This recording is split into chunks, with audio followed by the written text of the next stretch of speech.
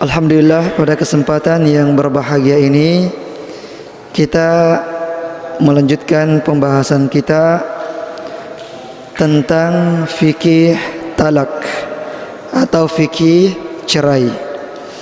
Pembahasan yang lalu kita sudah membahas bahwasanya talak itu ada dua macam, ada talak sunni, ada talak bid'ai.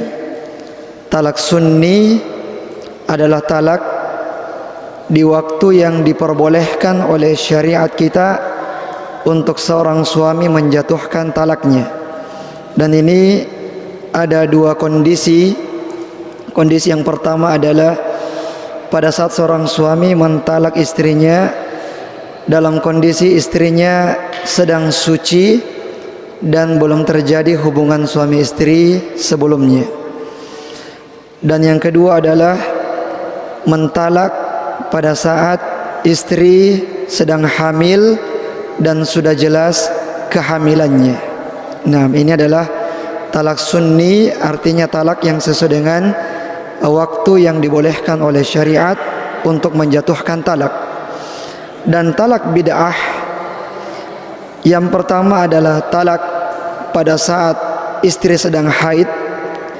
Yang kedua adalah talak pada saat istri sedang suci namun sudah terjadi hubungan suami istri sebelumnya. Nah, sudah terjadi hubungan suami istri sebelumnya.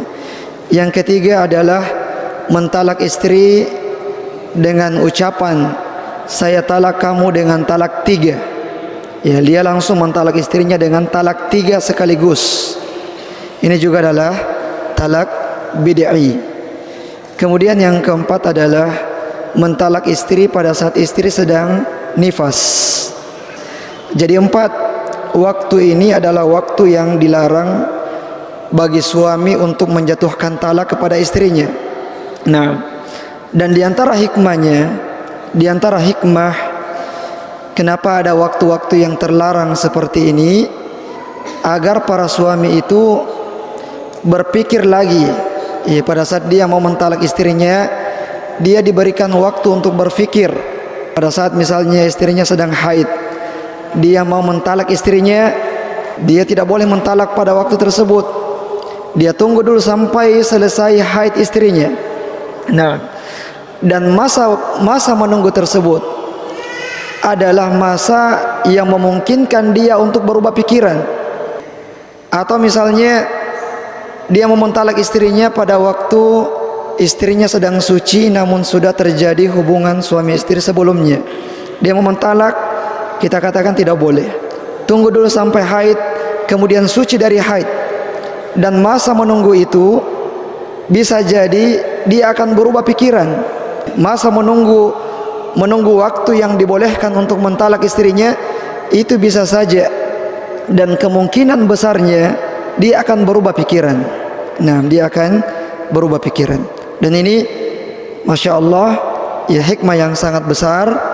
Kenapa syariat kita menjadikan ada waktu-waktu yang dibolehkan dan juga ada waktu-waktu yang terlarang. Nah, kemudian jamaah yang dimuliakan oleh Allah Subhanahu wa taala, dan talak masalah haid dan masalah nifas ini terkhusus bagi para wanita, para istri yang memang masih haid. Adapun bagi istri yang sudah menopause, yang sudah tidak haid lagi karena umur yang sudah senja, umur yang sudah tua dan sudah tidak haid lagi, maka itu tidak ada waktu yang terlarang. Ya, tidak ada waktu yang terlarang untuk suaminya menjatuhkan talak kepadanya karena dia tidak haid lagi. Dan meskipun terjadi hubungan suami istri, itu juga tidak akan membuahkan keturunan karena sudah menopause, ya, tidak akan hamil lagi.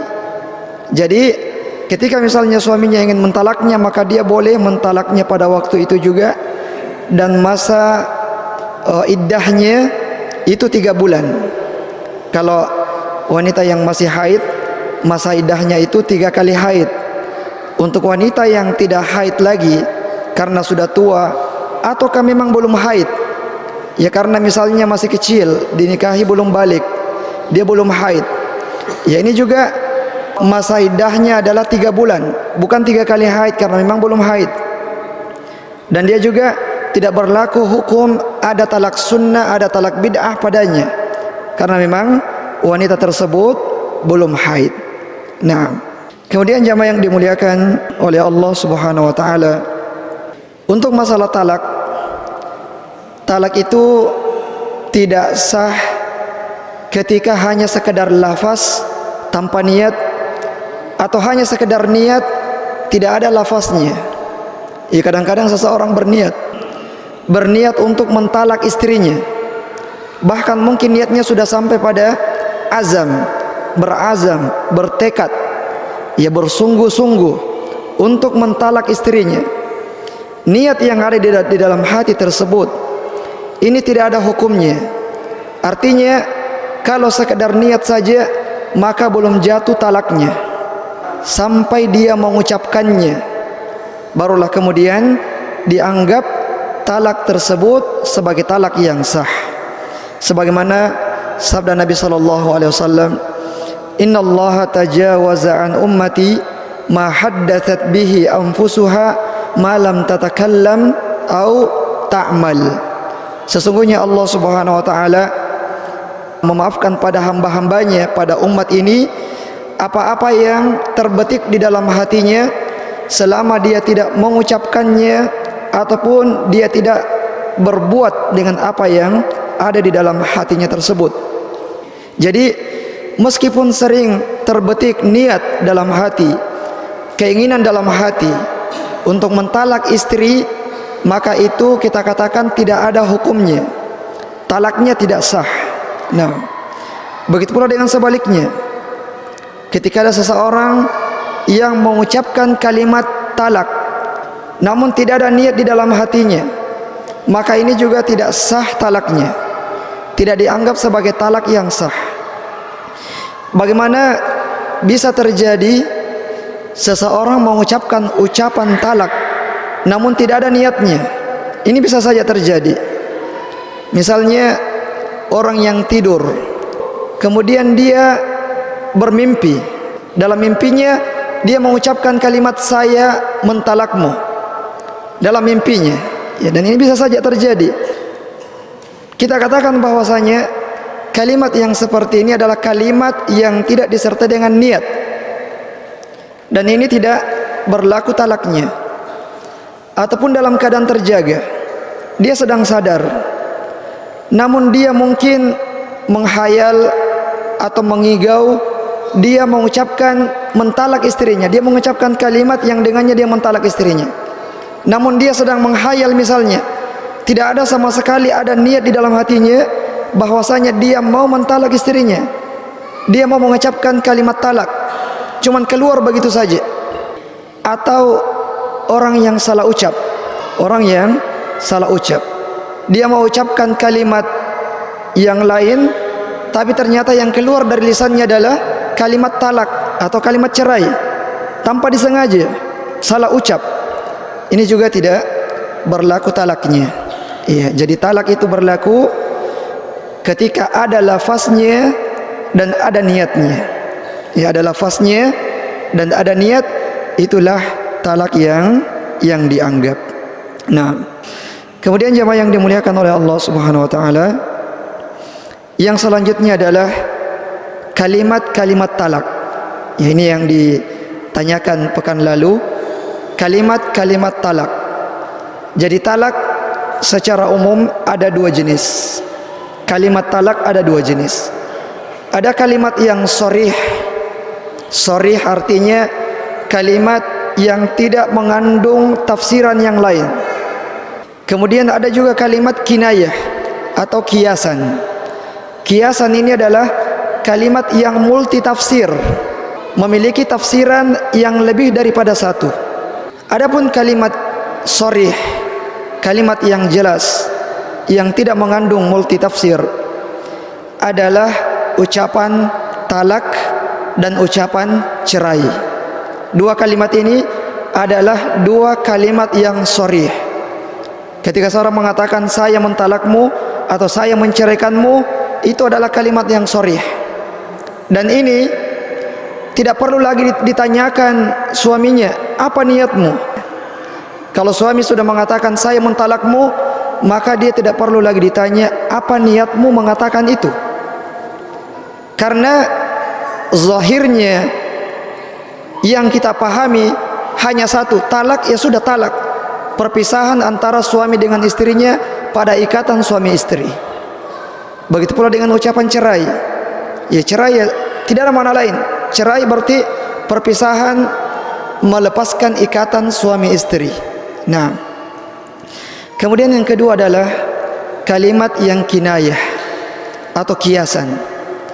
Kalimat yang kiasan ini kita perlu mengklarifikasi kepada si suami apa niat dia pada saat dia mengucapkan kalimatnya.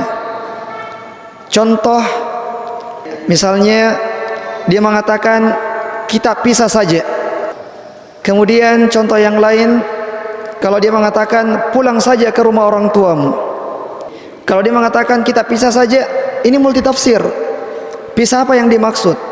Boleh jadi pisah ranjang, bisa jadi pisah rumah, atau pisah kamar, banyak tafsirannya. Jadi kalimat kita pisah saja itu kita masih butuh mengklarifikasi kepada si suami apa niatnya. Apakah niatnya untuk menceraikan ataukah niatnya bukan untuk mencerai? Kalimat yang lain kita sebutkan tadi, pulang saja ke rumah orang tuamu. Atau kalimat yang lain, misalnya menikah saja dengan laki-laki lain. Suaminya marah, dia katakan kepada istrinya, menikah saja sama laki-laki lain. Ini juga adalah kalimat yang kinayah. Kalimat kinayah, bukan kalimat yang sharih yang biasa kita dengarkan. Selain daripada kata talak dan cerai, itu adalah kalimat kiasan, kalimat kinayah. Lalu mengapa kita harus membedakan antara kalimat yang sharih dan kalimat yang kinayah? Kalimat kinayah pada saat seorang suami mengucapkannya, apakah kita hukumi sudah jatuh talak 1, talak 2, talak 3? Ini perlu kita kembalikan kepada suaminya apa niatnya. Kalau niatnya pada saat dia mengatakan menikah saja sama orang lain adalah dia mau mentalak istrinya, dia mau menceraikan istrinya, maka itu sudah jatuh talaknya. Sudah jatuh talaknya. Tapi kalau misalnya niatnya dia mengatakan itu hanya sekedar melampiaskan kekesalannya saja, hanya sekedar ingin memberikan pelajaran kepada istrinya bahwasanya dia tidak suka dengan perbuatan yang dia lakukan misalnya, maka ini tidak termasuk talak, tidak sah talaknya. Jadi ini ya perbedaan hukum antara kalimat yang sharih dan kalimat kiasan. Nah, dan ini harus kita pahami dengan baik. Ya, kita harus memahaminya dengan baik.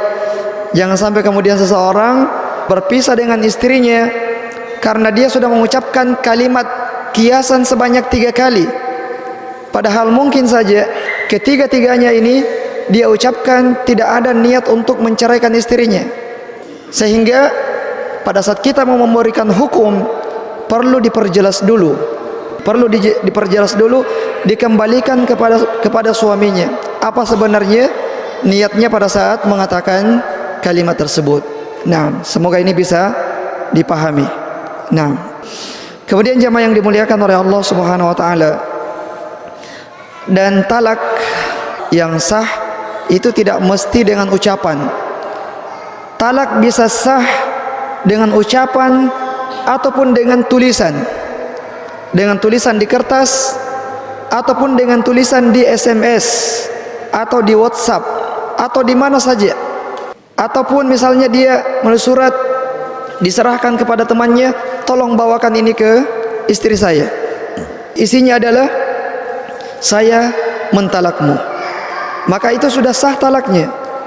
Ya, jadi talak itu tidak hanya sekedar dengan lisan yang kita ucapkan saja, tapi yang mewakili lisan, yaitu tulisan, itu juga tidak ada bedanya dengan lisan. Nah, tidak ada bedanya dengan lisan. Bahkan termasuk talak yang sah ketika seseorang mengatakan kepada temannya, mengabarkan kepada temannya, tolong beritahu istri saya bahwasanya saya sudah mentalaknya. Tolong beritahu istri saya bahwasanya saya sudah menceraikannya.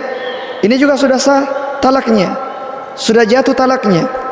Jadi meskipun tidak secara langsung antara suami mengatakan kepada istrinya, tapi melalui perantara, melalui wakil, itu juga tidak ada bedanya antara secara langsung ataupun tidak langsung, secara lisan ataupun secara tulisan. Jadi perlu berhati-hati dalam masalah ini, karena terkadang orang menganggap kalau di tulisan saja, di SMS atau di WhatsApp itu tidak sah. Nah, ini tidak benar. Sama saja ya, tidak ada bedanya antara lisan dan tulisan. Kemudian jamaah yang dimuliakan oleh Allah Subhanahu wa taala, masalah talak itu ada masa rujuknya, ada masa iddahnya. Masa iddah ini masa yang diperbolehkan bagi suami untuk kembali kepada istrinya, untuk rujuk kepada istrinya. Jadi ada masa rujuk. Ketika seorang suami mentalak istrinya dan dia belum rujuk, kemudian mentalak lagi yang kedua kalinya, maka talak yang kedua ini tidak sah. Jadi talak yang sah itu ketika seorang suami misalnya mentalak istrinya, masa iddah dia rujuk kembali kepada istrinya. Setelah rujuk dia mentalaknya lagi. Nah, talak yang kedua itu sudah dianggap sebagai talak yang kedua. Adapun seorang suami yang mentalak istrinya hari ini, bulan depan dia belum rujuk, kemudian dia talak lagi, talak yang kedua ini tidak dianggap, tidak sah. Sama juga halnya dengan seseorang yang mentalak perempuan yang belum menjadi istrinya. Sah tidak? Seseorang mentalak wanita yang belum dia nikahi, tidak sah. Atau mentalak istri orang lain, tidak sah. Bagaimana ceritanya mentalak istri orang lain? Sama juga dengan ketika dia mentalak istrinya yang dia sudah talak dan belum rujuk. Dan rujuk itu, ketika suami ingin rujuk kepada istrinya, bisa dengan kata-kata saya sudah rujuk kepadamu, itu sudah dianggap rujuk. Atau dengan tanpa kata-kata, dia langsung datang ke istrinya, dia peluk istrinya, atau misalnya dia cium istrinya, itu sudah rujuk. Meskipun tidak ada kata-kata saya rujuk kepadamu, saya kembali kepadamu. Jadi rujuk bisa dengan ucapan, bisa juga dengan perbuatan.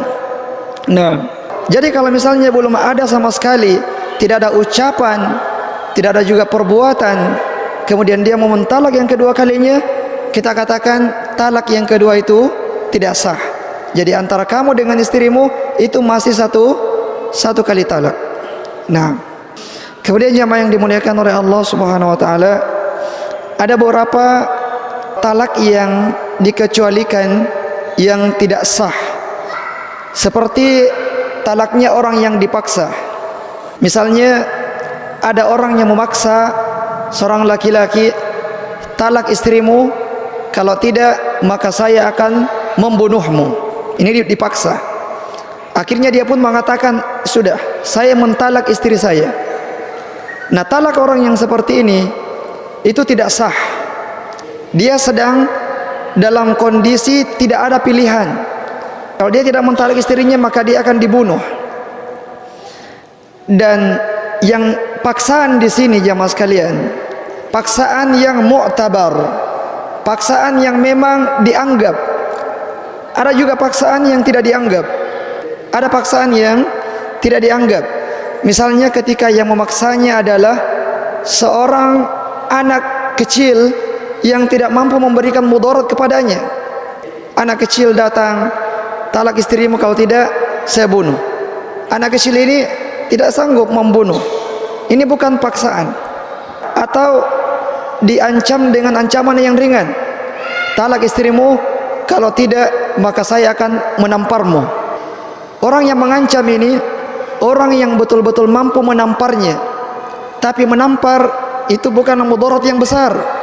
Maka dia tidak boleh mengatakan, ya sudah, kalau begitu saya talak istri saya. Ya kalau dia sudah mengatakannya, maka sudah jatuh talaknya. Kenapa? Karena paksaan, ancaman yang diberikan kepadanya adalah ancaman yang ringan. Tidak sebanding antara mentalak dengan tamparan tersebut. Nah, jadi kita katakan bahwasanya paksaan yang dianggap adalah paksaan yang memang menciderai, yang betul-betul memberikan efek yang luar biasa. Dan orang yang mengancam ini adalah orang yang memang betul-betul mampu memberikan hukuman kepadanya. Kemudian jamaah sekalian yang dimuliakan oleh Allah Subhanahu wa taala, talaknya orang yang sedang mabuk. Dia mabuk, dalam kondisi mabuk dia mentalak istrinya. Ini ada khilaf di antara ulama kita, dan kita akan sebutkan rinciannya. Yang pertama adalah ketika seseorang mabuk, mabuknya itu bukan pilihan dari dia, tapi ada orang maksa dia, kemudian dia minum, akhirnya dia mabuk. Dia sedang mabuk, dia mentalak istrinya, maka ini tidak sah talaknya. Kondisi yang kedua, dia sendiri, keinginannya sendiri untuk minum minuman keras sampai mabuk. Tidak ada yang paksa dia minum, dia sendiri yang mau minum sampai dia mabuk. Nah, pada kondisi yang mabuk, dia pun mentalak istrinya. Apakah jatuh talaknya atau tidak? Ada khilaf di antara ulama kita. 4 mazhab, mazhab Syafi'i, Maliki, Hambali, Hanafi, semuanya mengatakan bahwasanya sah talaknya orang yang mabuk, yang mabuknya itu karena keinginannya sendiri. Sebagai hukuman kepadanya, maka talaknya sudah sah. Nah, pendapat yang kedua, pendapat Syekhul Islam dan muridnya Ibnul Qayyim Al-Jaziyah mengatakan bahwasanya orang yang mabuk itu tidak sah talaknya. Orang yang mabuk tidak sah talaknya. Kenapa? Karena dia sedang kehilangan akalnya. Pada saat dia mabuk itu tidak ada kesadarannya, tidak ada akalnya, sehingga apa yang dia ucapkan itu tidak ada hukumnya. Wallahu ta'ala alam. Ya tentu saja sebagai kehati-hatian, apalagi masalah talak, seseorang jangan sampai kemudian terjatuh dalam minuman keras, kemudian dia mabuk dan kemudian mentalak istrinya. Kemudian yang selanjutnya adalah talaknya orang yang marah. Dan ini yang sering. Kalau mabuk mungkin tidak banyak, kalau yang dipaksa mungkin tidak banyak. Yang banyak adalah talaknya orang-orang yang sedang marah. Dan rata-rata orang mentalak itu pada kondisi dia sedang marah. Rata-rata orang mentalak istrinya pada saat dia sedang marah, bukan pada saat dia senang-senang, bercandaria, tiba-tiba dia mentalak istrinya. Tidak. Tapi yang sering, bahkan mungkin ini semuanya, itu talak terjadi pada saat suaminya sedang marah. Nah, apakah jatuh talaknya orang yang marah ataukah tidak? Marah ini disebutkan oleh Ibnul Qayyim Al-Jauziyah dalam bukunya Ighathatul Lahafan fi Talaqil Ghadban. Ighathatul Lahafan fi Talaqi Al-Ghadban. Membagi marah itu menjadi 3 jenis, 3 tingkatan. Jadi marah ada 3 tingkatan. Tingkatan yang pertama adalah marah yang sudah sampai pada puncaknya sehingga dia tidak sadar lagi apa yang keluar dari lisannya. Saking besarnya marahnya, dia tidak sadar apa yang keluar dari lisannya. Dia tidak mengetahui lagi apa yang keluar, tidak ingat lagi apa yang keluar dari lisannya. Dan ternyata yang keluar dari lisannya adalah dia mentalak istrinya. Ulama sepakat bahwasanya kondisi yang seperti ini talaknya tidak sah. Pada kondisi marah yang sangat besar sampai menutupi akal, tidak ada lagi kesadaran, dia tidak tahu apa yang keluar dari lisannya, dan ternyata dia mengatakan talak kepada istrinya, kita katakan ulama sepakat bahwasanya talaknya tidak sah. Nah, talaknya tidak dianggap. Kondisi yang kedua, marah biasa-biasa saja, marahnya sangat terkendali, marahnya sangat terkontrol, marah biasa-biasa saja. Dengan marah biasa-biasa saja itu ternyata dia mentalak istrinya. Kita katakan ini juga ulama kita sepakat bahwasanya talaknya sah. Talaknya sudah dianggap. Seorang marah kepada istrinya, marah tapi marah yang normal, marah yang biasa-biasa saja, sangat terkendali, dan dia mentalak istrinya, kita katakan talaknya sudah jatuh. Dan kondisi yang ketiga, kondisi yang ketiga ini yang muskil. Kondisi yang ketiga adalah marah dengan kemarahan yang sangat besar, namun tidak sampai menutup kesadarannya. Dia marah besar kepada istrinya, tapi tidak sampai menutup kesadarannya. Dia mengucapkan kalimat, dia sadar apa yang keluar dari lisannya, dia tahu apa yang dia ucapkan, tapi disertai dengan marah yang sangat besar. Apakah talaknya sah ataukah tidak? Ulama mazhab semuanya sepakat, ulama 4 mazhab semuanya sepakat bahwasanya talaknya orang yang seperti ini itu sudah jatuh, sudah jatuh talaknya dengan kemarahan yang sangat besar. Nah, pendapat yang kedua adalah pendapat Syekhul Islam Ibnul Qayyim, Syekh bin Baz, Syekh Utsaimin. Mereka berpendapat bahwasanya talaknya orang yang seperti ini tidak sah, tidak jatuh talaknya. Orang yang sedang marah dengan kemarahan yang sangat besar, tapi masih belum menutupi akalnya, belum menutupi kesadarannya. Nah, jadi jemaah sekalian, perlu kita ketahui bahwasanya dalam masalah talak ini ada beberapa perbedaan pendapat antara Syekhul Islam dengan imam yang 4. Kita sebutkan pertemuan yang lalu, misalnya mentalak istri pada saat istri sedang haid atau talak bid'ah, apakah jatuh atau tidak? Imam 4 mengatakan sudah jatuh talaknya. Syekhul Islam mengatakan tidak jatuh talaknya. Masalah ini juga marah dengan kemarahan yang sangat besar, tapi belum menutupi kesadarannya, belum menutupi akalnya. Imam 4 mengatakan sudah jatuh talaknya. Syekhul Islam mengatakan tidak jatuh talaknya. Jadi dalam masalah talak, Syekhul Islam itu lebih longgar daripada ulama imam yang 4, imam mazhab yang 4. Nah, saya kira ini saja jamaah yang dimuliakan oleh Allah Subhanahu wa taala.